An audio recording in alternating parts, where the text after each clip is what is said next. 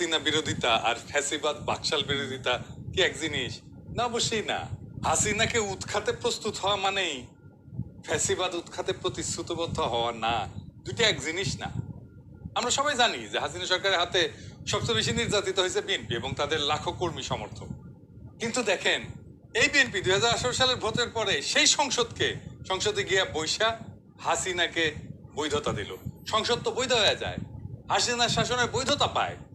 BNP হাসিনার 2018 সালের নির্বাচনের বৈধতা দিছে, এইটা বিএনপি অস্বীকার করতে পারবে না। কিন্তু কিসের বিনিময়? মাত্র 5টা সংসদীয় আসনের বিনিময়। তাহলে হাসিনার বিরোধিতা আর ফ্যাসিবাদ বিরোধিতা দুইটা আলাদা জিনিস। এই দুইটাকে আপনি কিভাবে তাহলে আলাদা করবেন? কেমনে বুঝবেন এটা হাসিনা বিরোধিতা আর এইটা ফ্যাসিবাদ বিরোধিতা? বিএনপি হাসিনা বিরোধিতা করছে, কিন্তু ফ্যাসিবাদ বিরোধিতা কবে থেকে করছে সেটা আমাদেরকে খুঁজে দেখতে হবে। এইটা আপনি বুঝতে পারবেন যে কেউ কবে থেকে হাসিনাকে অবৈধ এবং দখলদার প্রধানমন্ত্রী হিসেবে ভাবতে শুরু করছে। এটাই হচ্ছে আসল লাইন। হাসিনাকে অবৈধ প্রধানমন্ত্রী এবং দখলদার হিসাবে হিসাব করা শুরু করা উচিত ছিল 2014 সালের ভুয়া নির্বাচনের পর থেকে। কিন্তু বিএনপি তখনও সেটা ভাবতে পারে নাই। তারপরে সেই ইলেকশনে গেছে, শুধু ইলেকশনে না, সংসদেও গেছে। বিএনপি সংসদের পদত্যাগ করে কবে? 2022 সালের 10ই ডিসেম্বর। তার মানে 2022 সালের 10ই ডিসেম্বরের আগ পর্যন্ত যা হাসিনার শাসন, সেটাকে বিএনপি বৈধ বলে মনে করে।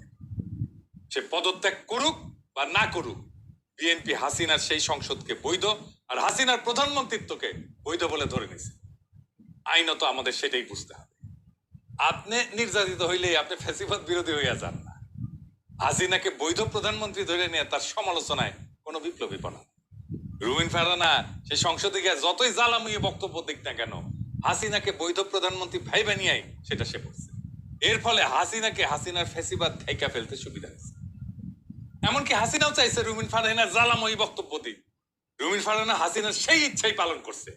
এইভাবেই হাসিনা বিরোধিতার সবচেয়ে নিরাপদ পথগুলো তৈরি হয়েছে।